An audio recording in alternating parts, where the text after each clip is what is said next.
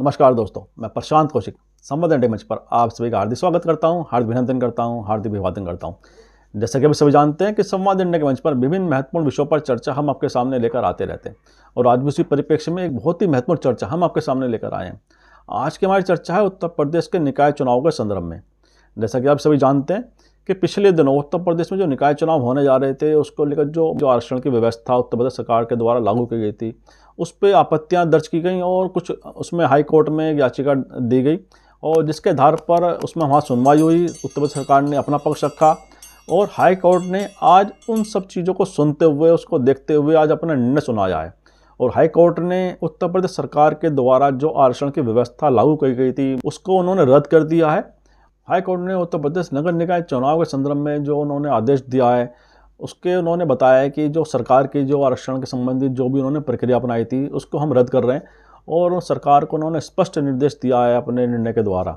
इसके पश्चात राजनीतिक आरोप प्रत्यारोप का दौर एकदम शुरू हो गया। में जो प्रदेश में जो अन्य दल हैं उन्होंने सरकार की तीखी आलोचना की है इस विषय को लेकर। उन्होंने कहा है कि सरकार की मंशा पहले से साफ नहीं थी, हमें पता था। उन्होंने सबने तीखी आलोचना करते हुए सरकार की कहा है कि वह पिछड़ों से राजनीति कर रही है, वह पिछड़ों को जो राजनीति में उनकी भागीदारी है उसके लिए वह अपना सही कार्य नहीं कर रही है और यह हाईकोर्ट का जो फैसला आया है वह स्पष्ट करता है कि सरकार की जो मानसिकता थी वह किस तरह की है। उत्तर प्रदेश सरकार के मुख्यमंत्री योगी आदित्यनाथ ने ट्वीट के माध्यम से कहा है कि उत्तर प्रदेश सरकार नगरीय निकाय सामान्य निर्वाचन के परिप्रेक्ष्य में एक आयोग गठित कर ट्रिपल टेस्ट के आधार पर अन्य पिछड़ा वर्ग ओबीसी के नागरिकों को आरक्षण सुविधा उपलब्ध कराएगी। इसके उपरांत ही नगरीय निकाय सामान्य निर्वाचन को संपन्न कराया जाएगा। साथ ही योगी आदित्यनाथ ने कहा है कि यदि आवश्यक हुआ तो माननीय उच्च न्यायालय के निर्णय के क्रम में सभी कानूनी पहलुओं पर विचार करके प्रदेश सरकार माननीय सर्वोच्च न्यायालय में अपील भी करेगी। योगी आदित्यनाथ जी के इस वक्तव्य से ट्वीट के माध्यम से जो उन्होंने सार्वजनिक किया है स्पष्ट करता है कि सरकार जो हाईकोर्ट का निर्णय आया है उसके आधार पर अपनी आगे की जो भविष्य की रणनीति है उसको बनाने के लिए वह सक्रिय हो चुकी है और उन्होंने कहा है कि अगर आवश्यक हुआ तो हम उच्चतम न्यायालय का भी रुख करेंगे। हाईकोर्ट के आदेश के तुरंत आते ही सारी जो विपक्षी पार्टी हैं उन्होंने सरकार पर हमला तेज कर दिया, सरकार की तीखी आलोचना की है। चाहे वो कांग्रेस पार्टी हो या समाजवादी पार्टी हो, बहुजन समाज पार्टी हो या आम आदमी पार्टी, सभी ने सरकार की तीखी आलोचना की है आरक्षण के संदर्भ में। और इसी को लेकर हमने जो उत्तर प्रदेश कांग्रेस कमेटी के हैं प्रदेश अध्यक्ष ब्रजलाल खाबरी भी, उनका भी वक्तव्य जाना, उनकी प्रतिक्रिया जानने के लिए हमने उनसे बात की। आइए सुनते हैं ब्रजलाल खाबरी जी ने इस बारे में क्या कहा है, किस तरह से उन्होंने सरकार की आलोचना की है और कांग्रेस का अपना जो स्टैंड है वो सबके सामने रखा है। ब्रजलाल खाबरी जी। ब्रजलाल खाबरी जी आज हमारे संवाद इंडिया के मंच पर हमारे साथ हैं और उत्तर प्रदेश की राजनीति के संदर्भ में वह बताएंगे किस तरह से उत्तर प्रदेश की राजनीति में कांग्रेस अपनी भूमिका निभाने के लिए तैयार हो रही है। और ब्रजलाल खाबरी जी लगातार उत्तर प्रदेश के जो कांग्रेस जन है उनसे लगातार समन्वय बनाकर किस तरह से संगठन को खड़ा करने के लिए दिन रात मेहनत कर रहे हैं। तो ब्रजलाल खाबरी जी हमारे बीच में, उनका भी संवाद इंडिया के मंच पर मैं बहुत बहुत स्वागत करता हूँ, बहुत बहुत अभिनंदन करता हूँ। नमस्कार। खाबरी जी, निकाय चुनाव के संदर्भ में उत्तर प्रदेश सरकार ने किया था आरक्षण जो को लेकर, वह आज हाई कोर्ट ने रद्द कर दिया है और उत्तर प्रदेश सरकार ने भी उस निर्णय के पश्चात योगी आदित्यनाथ का ट्वीट के माध्यम से सामने आया है प्रतिक्रिया सरकार की।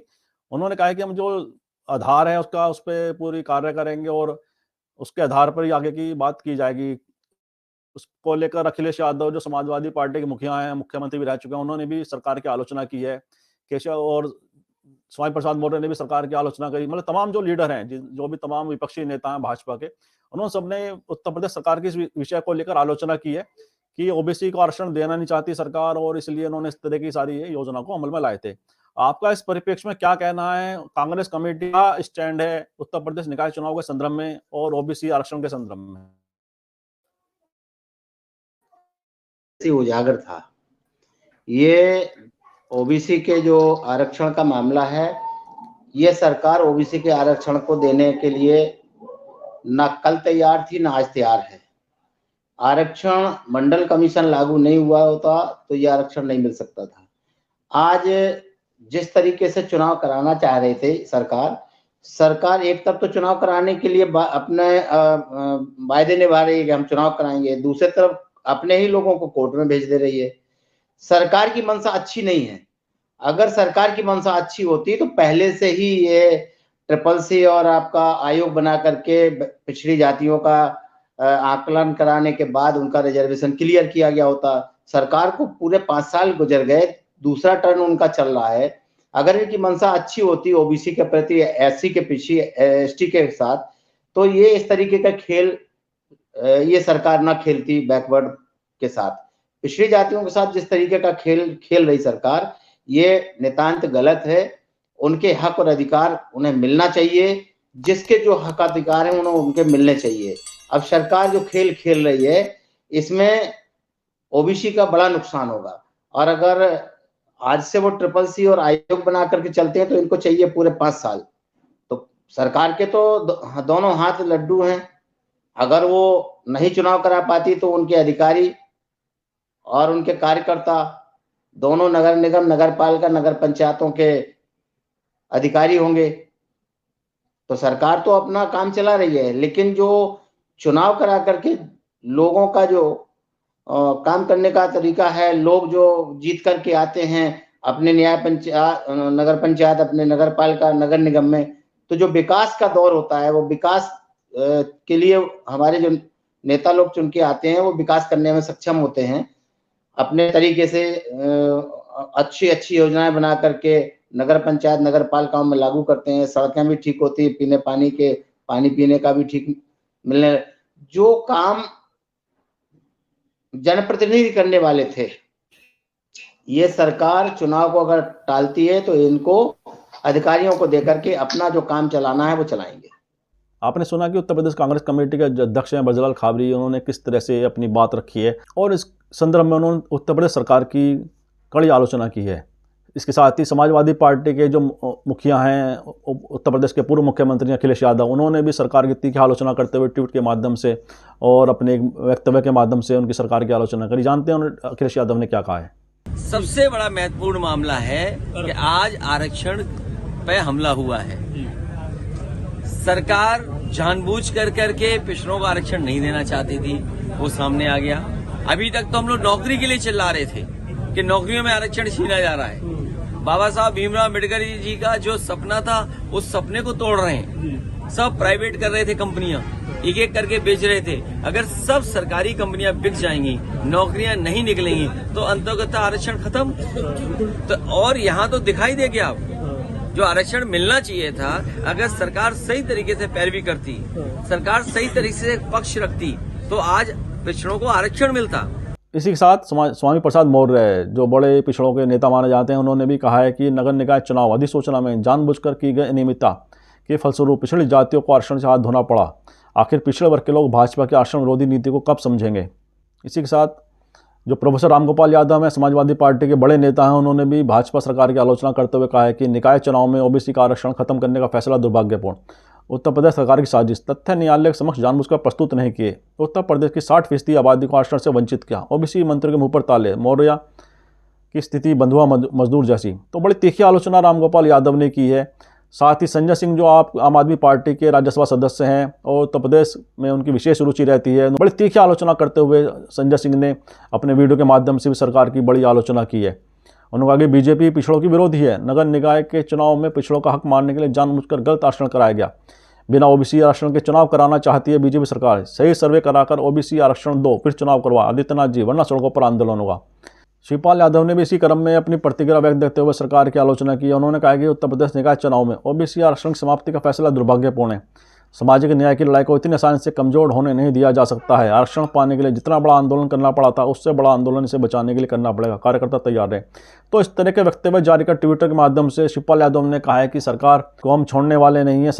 वहीं उत्तर प्रदेश सरकार के उप मुख्यमंत्री केशव प्रसाद मौर्य, जो पिछड़ों के बड़े नेता माने जाते हैं, उन्होंने सरकार का बचाव करते हुए कहा है कि नगरीय निकाय चुनाव के संबंध में माननीय उच्च न्यायालय इलाहाबाद के आदेश का विस्तृत अध्ययन कर विधि विशेषज्ञ परामर्श के बाद सरकार के स्तर पर अंतिम निर्णय लिया जाएगा, परंतु पिछड़े वर्ग के अधिकारों को लेकर कोई समझौता नहीं किया जाएगा। इसी क्रम में बहुजन समाज पार्टी की अध्यक्षा पूर्व मुख्यमंत्री मायावती जी ने भी सरकार की तीखी आलोचना की है। कहा है कि यूपी में बहुप्रतिष्ठित निकाय चुनाव में अन्य पिछड़ा वर्ग को संवैधानिक अधिकार के तहत मिलने वाले आरक्षण को लेकर सरकार की कारगुजारी का संज्ञान लेने संबंधी माननीय हाईकोर्ट का फैसला सही मायने में भाजपा व उनकी सरकार की ओबीसी एवं आरक्षण विरोधी सोच व मानसिकता को प्रकट करता है। साथ ही मायावती जी ने कहा कि यूपी सरकार को माननीय सुप्रीम कोर्ट के निर्देश का पूरी निष्ठा व ईमानदारी से अनुपालन करते हुए ट्रिपल टेस्ट द्वारा ओबीसी आरक्षण की व्यवस्था को समय से निर्धारित करके चुनाव की प्रक्रिया को अंतिम रूप दिया जाना था, जो सही से नहीं हुआ। इस गलती की सजा ओबीसी समाज बीजेपी को जरूर देगी।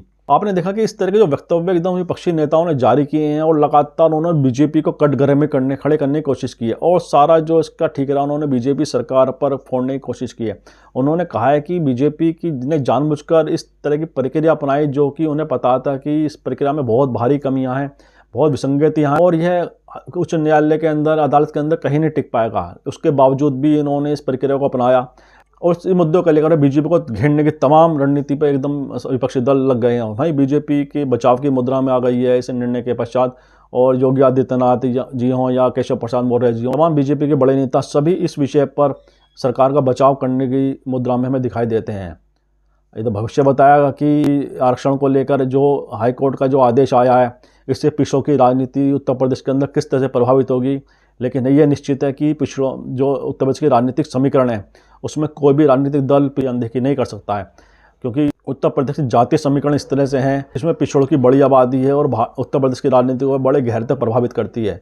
इसलिए चाहे कांग्रेस हो, चाहे समाजवादी पार्टी हो, चाहे भारतीय जनता पार्टी हो, चाहे बहुजन समाज पार्टी हो, आम आदमी पार्टी, सभी इस मुद्दे पर एकदम से तुरंत एक्टिव हो गए हैं, सक्रिय हो गए हैं और उन्होंने अपने अपने स्तर से जो उनके बड़े नेता हैं सभी इस विषय पर अपनी बात रखने के लिए सामने आ गए हैं। हालांकि यह बात बिल्कुल ठीक है कि जो हाई कोर्ट का आदेश आया है उससे उत्तर प्रदेश सरकार को झटका लगा है, भारतीय जनता पार्टी को झटका लगा है, क्योंकि जो उन्होंने प्रक्रिया अपनाई थी उसके आधार पर वह चुनाव कराने जा रहे थे। हाई कोर्ट में आदेश ने उस प्रक्रिया को रद्द कर दिया है। तो ऐसे में वास्तव में ये देखना होगा कि इसका संदेश समाज पर किस तरह से जाता है, किस तरह की प्रतिक्रिया समाज की आती है। जो सामाजिक संरचना का जो राजनीति में एक आधार होता है, जो समीकरण बनते हैं, बिगड़ते हैं, उसको लेकर राजनीतिक दल अपने अपने स्तर से किस तरह से उन सामाजिक संरचना को अपने पक्ष में करने का प्रयास करते हैं। इन्हीं शब्दों के साथ आज की चर्चा को विराम देते हैं और आप सभी से आग्रह करते हैं इस वीडियो को लाइक करें, शेयर करें, कमेंट करें। साथ ही संवाद इंडिया चैनल को सब्सक्राइब करने के साथ बेल आइकन जरूर दबाएं, जिससे संवाद इंडिया अपडेट आपको समय से मिलते रहे। आप सभी का बहुत बहुत धन्यवाद, बहुत बहुत अभिवादन।